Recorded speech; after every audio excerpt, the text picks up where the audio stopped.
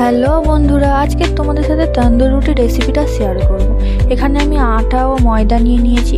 এরপর পরিমাণ মতো নুন, টক দই ও চিনি দিয়ে ভালো করে ময়ান দিয়ে নিতে হবে।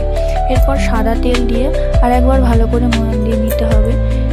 তারপর উষ্ণ গরম জল দিয়ে আটাটা ভালো করে মাখিয়ে নিতে হবে। মাখা হয়ে গেলে ওপর থেকে একটু সাদা তেল দিয়ে বুলিয়ে রেখে কিছুক্ষণ ঢাকা দিয়ে রেখে দিতে হবে। তারপর ঢাকা খুলে আর একবার ভালো করে মেখে নিয়ে গোল গোল করে লেচি করে নিতে হবে। তারপর বেলে নিতে হবে। এখানে বেলার সময় আমি উপর থেকে কালো জিরে দিয়ে দিয়েছিলাম যাতে দেখতে একটু সুন্দর লাগে। তারপর রুটিটার উল্টো পাড়ে হাতে করে একটু জল নিয়ে বুলি দিয়ে তারপর কড়াই দিয়ে দিতে হবে। আমি এখানে কড়ার উল্টো পাড়ে করেছি। কত সুন্দর রুটিটা ফুলেছিল।